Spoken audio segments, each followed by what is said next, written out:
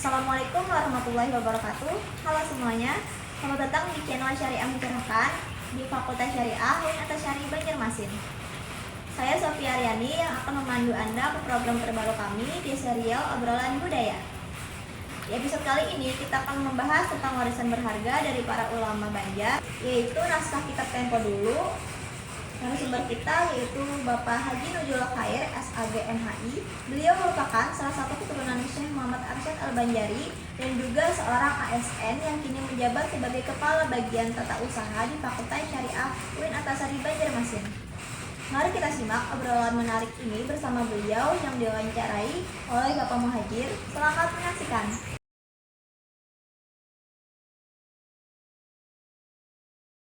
Assalamualaikum Pak Nuzul. Waalaikumsalam warahmatullahi wabarakatuh. Terima kasih sudah menerima kami, sudah awas kita yang berpanggilan. Alhamdulillah hari ini bisa terlaksana. Apa kabar Mbak? Alhamdulillah sehat walafiat. Ya. Pemirsa, Bapak Nuzul Khair ini kami wawancarai karena beliau adalah salah satu dari pewaris naskah-naskah kitab dari para ulama Banjar. Lebih jauhnya kita akan mendiskusikan perihal naskah tersebut bersama beliau. Baik Pak Nuzul, bisa Pian kisahkan ini naskah apa dan dapat dari mana Pian? Alhamdulillah, terima kasih Pak Haji yang telah memberikan kesempatan pada ulun untuk bercerita sedikit mengenai naskah yang ulun miliki. Mungkin. Salah satu naskah yang ulun punya adalah kitab Tuhfatul Ahbab. Tuhfatul Ahbab. Ya, Tuhfatul Ahbab.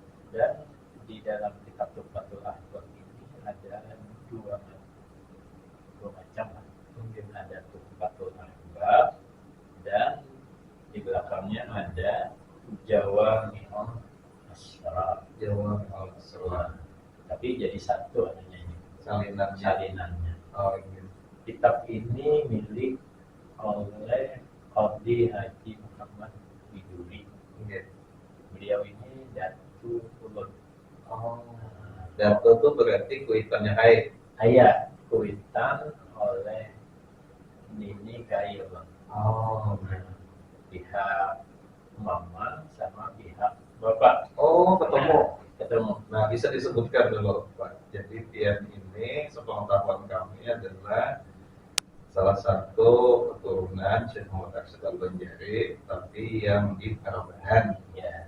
Namanya kan Datuk Pelampaian ini tersebarlah keturunan beliau di Kalimantan Selatan ini. Nah, bukan jadi bukan Parabahan. Nah, jalurnya jalur mana Pak? Jadi Syekh Muhammad Arsyad ini punya anak. Salah satu anak beliau adalah Mufti Haji Jamaluddin dengan istri beliau Tuan Buat. Jadi orang Cina. Ya. Mungkin salah satu istri beliau yang agak terakhir lah. Ya, yang terakhir. Istri Datuk Pelampaian itu ada beberapa. Salah satunya adalah Tuan Buat Nio aslinya. Iya. Keturunan Cina. Lalu dari perkawinan itu salah satu anaknya Mufti Jamaluddin. Beliau ini yang dikenal sebagai perukunan penulis perukunan Melayu. Ya. Oke. Jadi Mufti Jamaluddin ini sebelum kawin di Marabahan, kawin dulu di dalam pagar. Kawin di dalam pagar, melahirkan zuriat pembunuhan Haji Salman Jamil. Nah, orang tua dari Guru Wildan Salman, Khatib Salman. Iya. Nah, itu dari Mufti Jamaluddin, istri dia yang pertama. yang di dalam Ada. oh Dari kemudian beliau kawin ke nikah ke Bombay, berumpai Marabahan, gitu. dapat satu orang anak, Gitu. yaitu Pak Haji Abdul Samad. Oh Pak Haji Abdul Samad punya anak 7. ya Pak Haji Muhammad Japri, gitu. Pak Haji Abu Talha, Haji Abdul Razak, Gitu. Siti Aisyah, Zainal Abidin, Ya. Siti Hamzah, Ya. dan Maimunah. Gitu. Salah satu anak beliau yang mengganti beliau itu adalah Pak Haji Muhammad Japri. Ganti Kodi Abdul Somad. Iya, sebagai Kodi Baik Kodi di daerah Marabahan. Parabahan. Setelah Pak Haji Abdul Samad meninggal, Gitu. ketiga di penerusnya Pak Haji Muhammad Japri. Ya. Pak Haji Muhammad Japri ini seorang ulama besar pada waktu itu. Salah satu ajaran beliau adalah mengembangkan tarekat Zahzaliyah dan Naqsabandiyah, dua tarekat besar pada waktu itu. Gitu. Beliau punya anak 7. Oke. Salah satu anak beliau itu adalah Muhibbah, Perempuan perempuan. Gitu. Kemudian anak Qadi Abdul Samad lagi, satunya Siti Aisyah, Gitu. perempuan. Gitu. Nah, punya anak Gitu. Qadi Haji Muhammad Bijuri.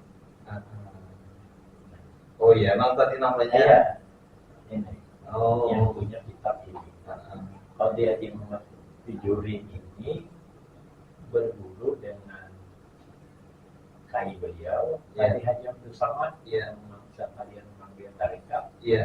dan berguru dengan pamannya Qadi Haji Muhammad Japri. Oh. Kemudian lalu dijodohkanlah Lawan. dua anaknya. Berarti sepupu kawin. Sepupu kawin, sepupu sekali kawin. Siapa tadi? Kodi Haji Muhammad Bajuri Rajuli menikah dengan Muhibbah, Muhibbah. binti Qadi Haji Muhammad Japri. Sepupu. Sepupu kawin. Dari perkawinan Qadi Muhammad Bijuri dengan Muhibbah ini lahir 8 orang anak. Iya. Di antara anak beliau Mahwiyah Mahwiyah. dan Roba'atul Adawiyah, Ini dua-duanya perempuan ya. perempuan. Dua dari 8. Dua dari 8. Iya. Mahwiyah melahirkan Zahbiyah, Oke. salah satu anak beliau. Iya. Roba'atul Adawiyah melahirkan Haji Mansah. Oke. Jadinya sepupu lagi.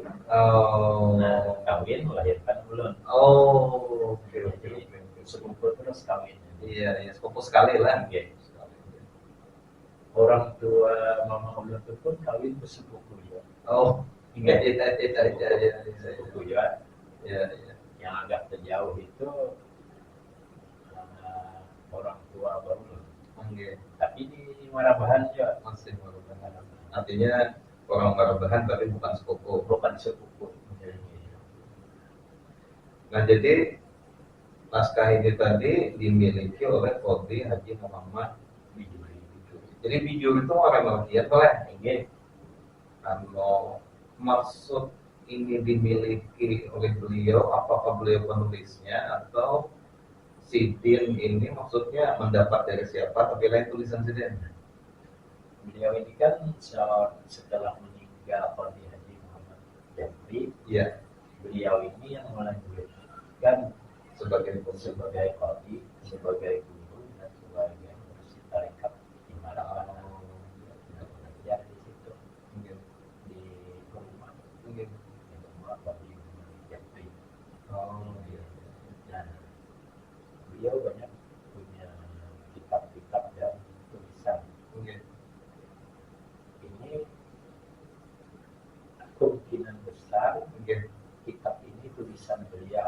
Oh, Karena di dalam kitab ini bertulis hadzal kitab Tuhfatul Ahbab milik Al-Fakir Inallah Ta'ala Muhammad bin Zuri Bakumpai. ada tulisannya, Ada tulisan di dalam di naskah. dalam naskah. Oke.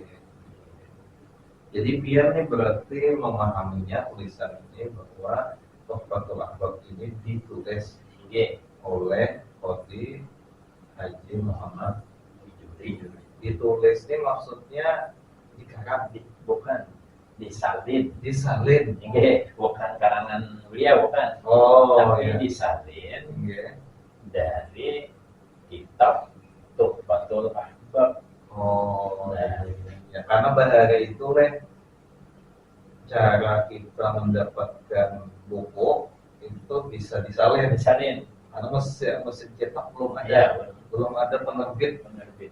Nah, Dan kitab Tuhfatul Ahbab ini di dalam kitab ini ditulis oleh Fayaqulul Abdul Fakir Abdul Abdurrahman Al-Buani. Jadi penulis kitab ini sendiri namanya Abdul Rahman Al-Buani Al-Buani. Badari Syafi'i Madhab Al-Sa'ala Ba'da Ashabina. Oke. Artinya adapun kemudian dari itu maka berkata Al-Fakir yang dari Abdul Rahman Buani, nama negerinya Syafi'i madhabnya. Oh, Nah, jadi kitab ini kemungkinan menurut ulun lah iya, iya. karangan Abdul Rahman Al-Buani. Iya. Cuma yang menulisnya menyalin lah bahasanya. Nyalinnya. Nah, kalau Haji Muhammad Nah ini pemirsa, ini naskahnya tulis tangan lah. Enak bisa kita tunjukkan kayak model tulisan tangannya. Tapi cukup rapi, fontnya ini cukup rapi, dan warnanya ada tinta warna merah, ada tinta warna hitam, kebanyakan hitam itulah hitam. Dan model garis tepi lah, ada garis tepinya supaya rapi. Kalau ada merah ini menunjukkan ada apa namanya pembicaraan, bukan juga pemain ini ada merah la ya'rifullahu illallah.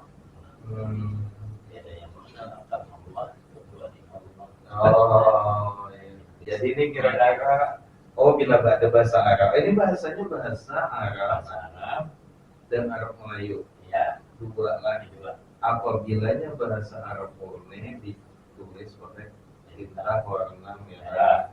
Apabila terjemahan ke dalam bahasa Melayu ditulis pakai tinta hitam. hitam. Oh, Ini menunjukkan bedanya. kenapa jadi beda warna warna tinta? Jadi kalau kita zaman wahini mungkin itu sekedar dipisah aja lah. Seandainya bahasa Arab, kemudian ada terjemahannya, paling ibarat di komputer itu kita enter. Iya. Ya, kalau Iya. kita enter kita pisah. Nah kalau zaman hari ini mungkin sambung terus, cuma dibedakan warna tintanya saja. Kemudian di dalam kitab ini, nah ada juga penjelasan dengan di pinggir-pinggir ini. Nah, ini kebiasaan orang Bahari, Iya, pasti ada penjelasan David ke bahasanya. David Nah, catatan. catatan. Jadi pemirsa ini ceritanya, misalnya satu halaman malah, Ya, kemudian ada garis tepi satu kotak, Ya. itu tulisannya yang ada di kotak itu tuh naskah utamanya. ya, Itu di higa-higanya itu masih ada ruang malah ruang kecil, tapi masih kewagesan membuat catatan, dobitan, tulisan. bisa. Jadi hibak juga ini anunya, tulisan-tulisannya hibak. Ini nama mencatat itu nggak tahu kalian siapa nih. Beliau juga biasanya. Iyalah. Jadi mungkin ketika belajar langsung Langsung. salin. Langsung salin. Sama model di depannya ini. Iya, Nah, ada. sudah ada. Nah, ini menarik Pak. Apa Pak bacaan tulisan di depan Pak? Yang ini. Oke.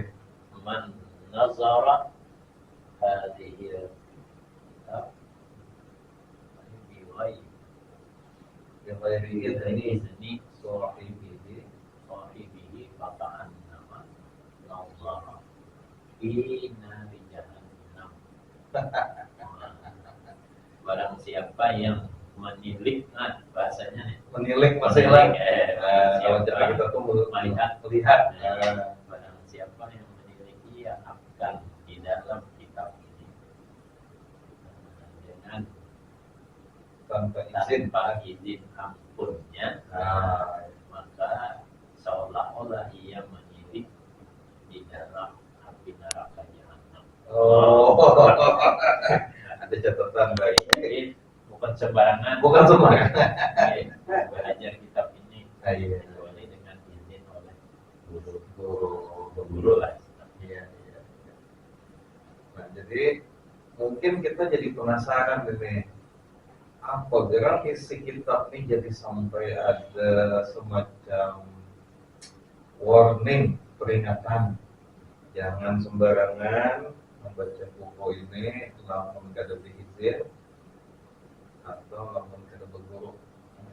Sepengetahuan dia tentang apa kira kitab ini pun sekilas lah dari tulisan-tulisannya tuh. Iya, sekilas isinya inilah. Iya. Belum membaca juga, cuma kalau kan guru itu kan kurang ngerti lah. Kurang mengerti. Tapi kesimpulan dalam isinya ini tentang iktikaf, kita tentang martabat wujudiyah, Oh, tentang keesaan Allah, oh, pengenalan Allah, iya. pengenalan diri Iya. dengan Allah.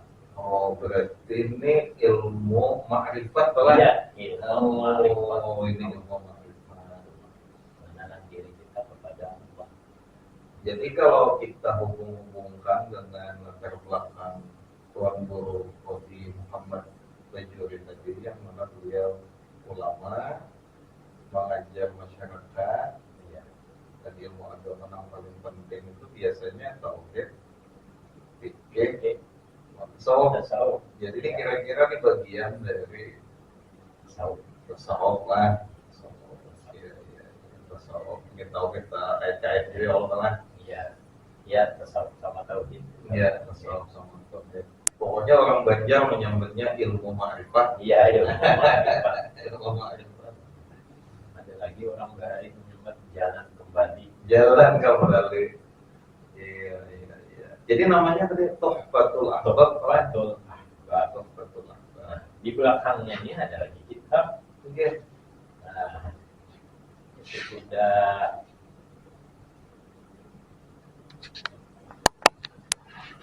Paruh jalan malah. ya Udah itu habis. habis. Tuhfatul Ahbab. Lalu dimulai lagi dengan kitab yang bernama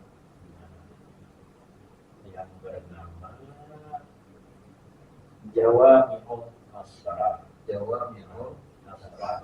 Ini ada tulisannya. ini sama isinya tentang tauhid, al-ma'rifah wa tauhid. Oh, masih di bidang yang sama. Sama itu Jawami'ul Asrar. Dan menamai akan dia Jami'ul Asrar, artinya menghimpunkan segala rahasia. Oh, berarti ini ilmu rahasia. Ilmu rahasia. Ilmu rahasia. Nah, cuma pengarangnya Oke. dan masalah kitab Jawami'ul Asrar Iya.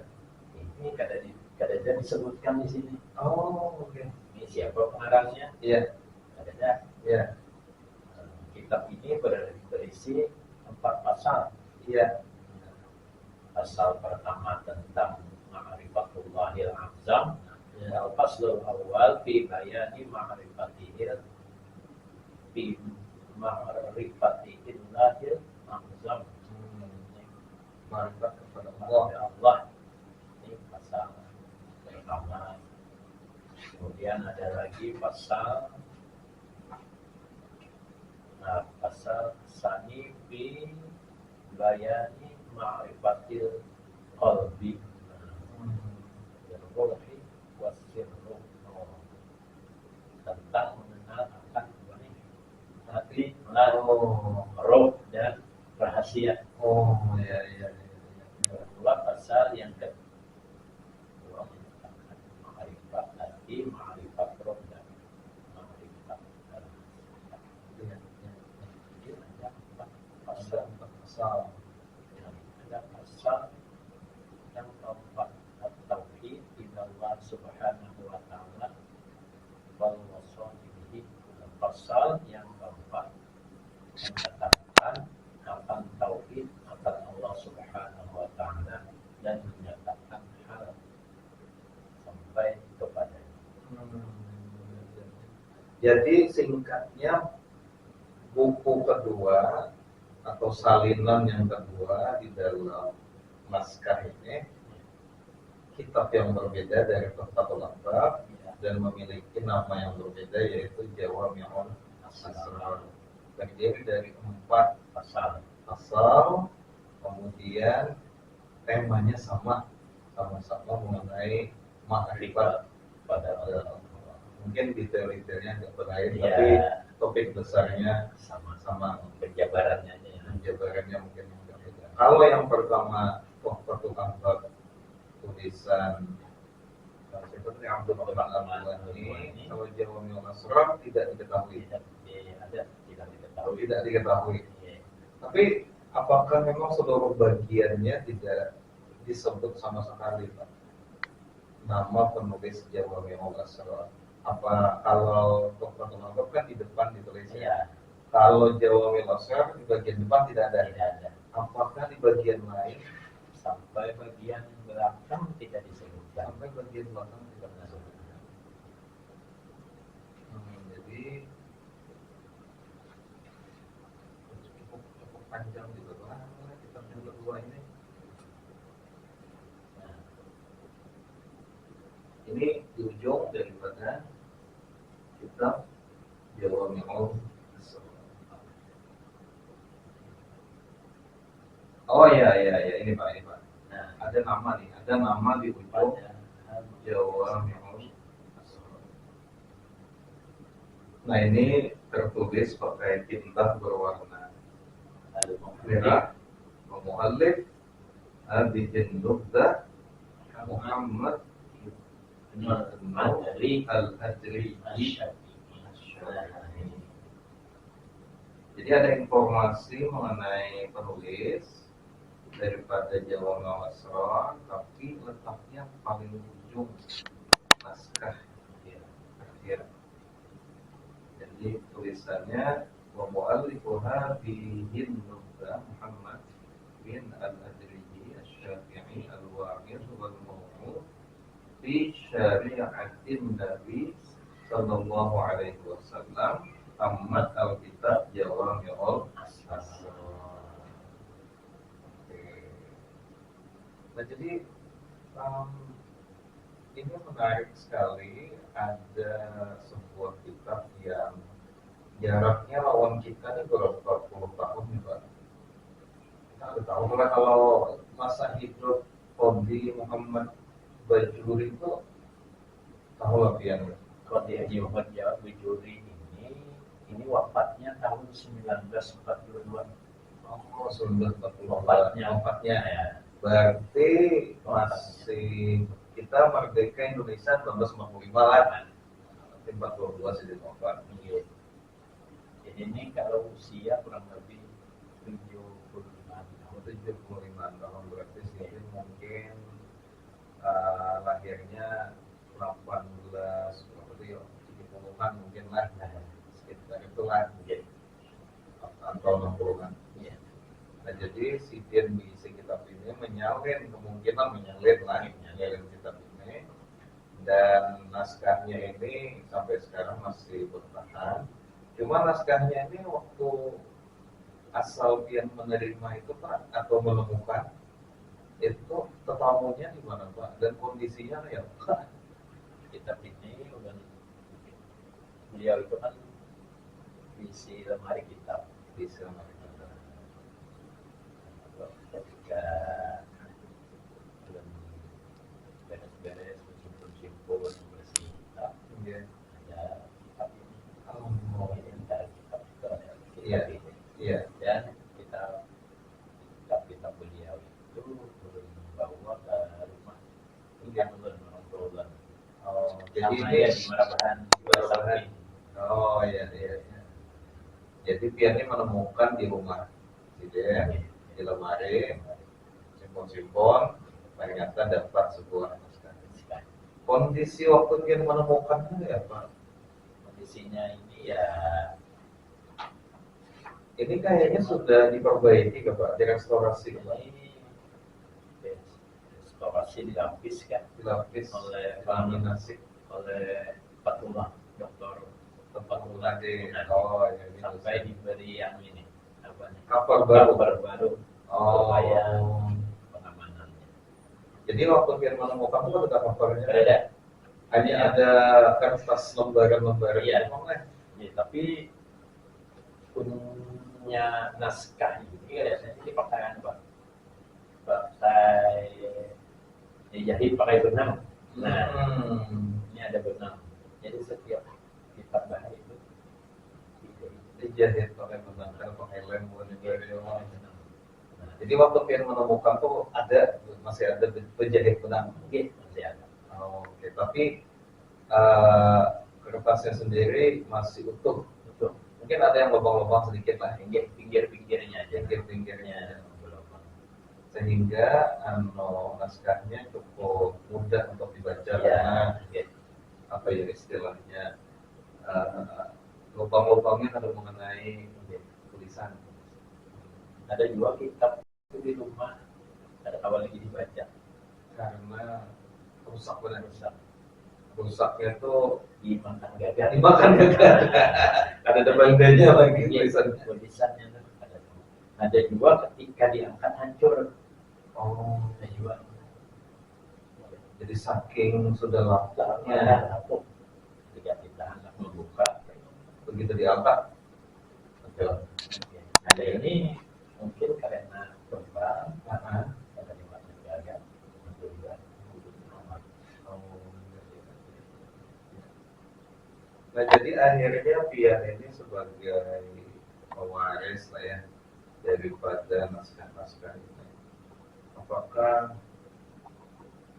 Pian jadi kayak maksudnya sebagai pewaris itu jadinya apakah itu kayak semacam tugas dari keluarga atau memang di antara anak cucu ini kebetulan yang paling tertarik lawan pernaskahan Pian atau kayak apa? Ya kelihatannya Ya. tertarik mengenai naskah ini belum. Iya. Selain naskah belum ini senang juga mengoleksi barang antik. Oh iya. Lemari yang diletakkan di rumah. Iya. Selain barang naskah barang antiknya ada tuh. Iya. Jadi terakhir berarti kita Bapak menyebut bahwa ini naskah-naskah ini memang yang kumpulkan dari anak kain ini gitu ya, karena yang memang tertarik dengan pernaskahan, kemudian dengan barang-barang antik lah. Iya. Tapi bagi Pian seorang maknanya apa Pak? Barang-barang antik ini atau naskah-naskah ini?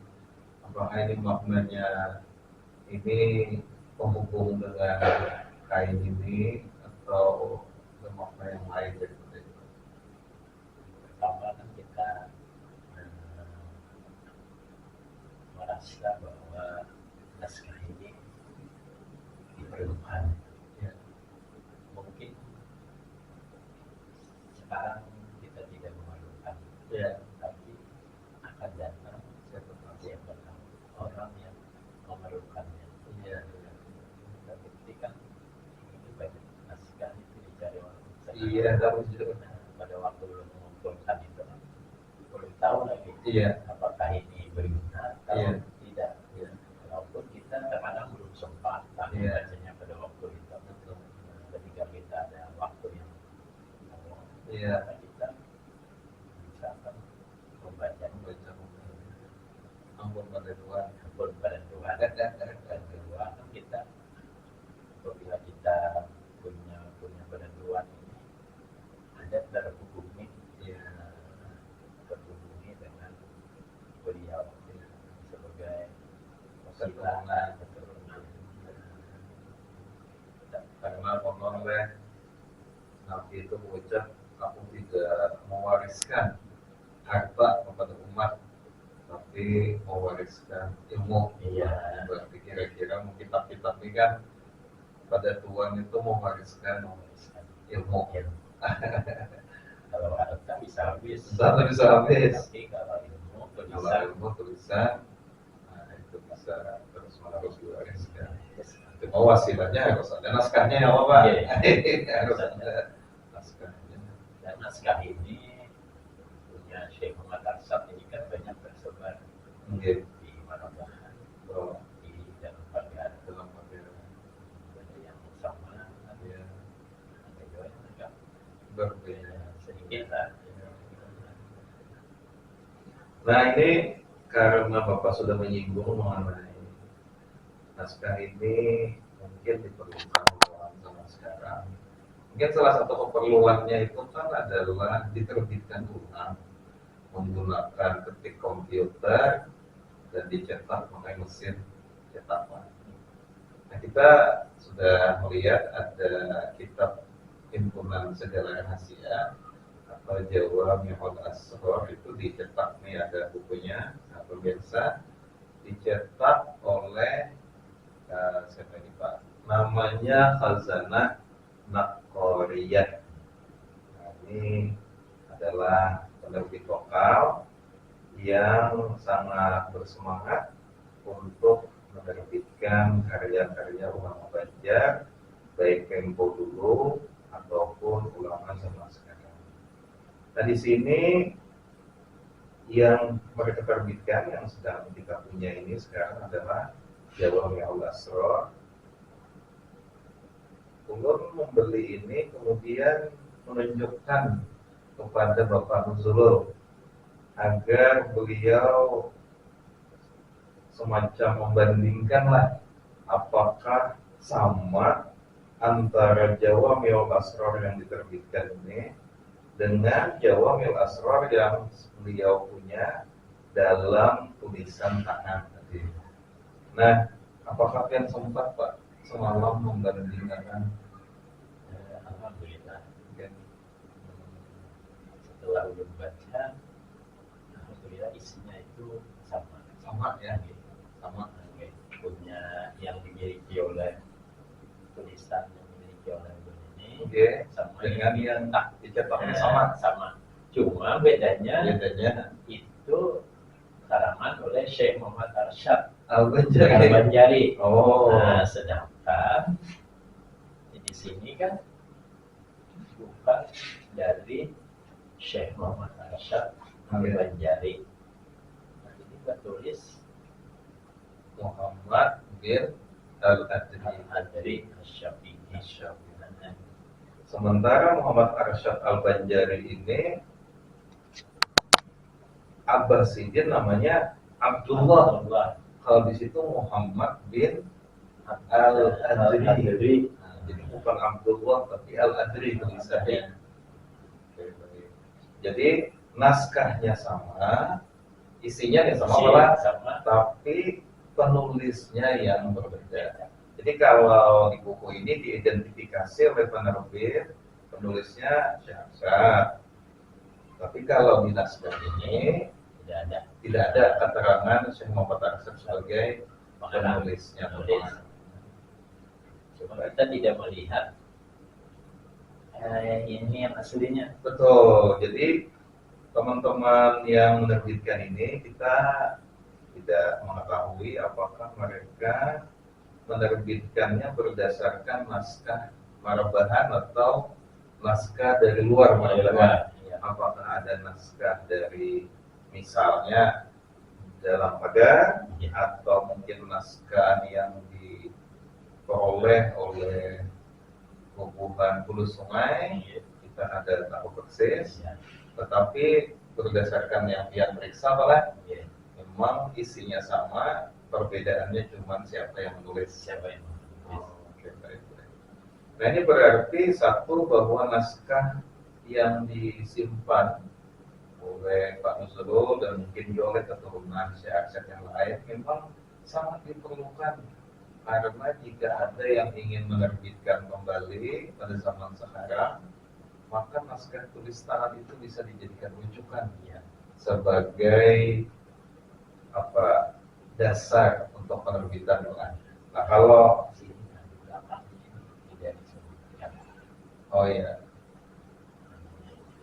pada bagian naskah yang dicetak sampai ke ujung kita cek, ternyata tidak ada keterangan seperti di naskah tulis tangan. Jadi kemungkinannya naskah yang dipakai sebagai dasar ini mungkin bukan naskah Marabahan kira-kira malah bukan lah, karena kalau naskah Marabahan ada keterangan penulisnya.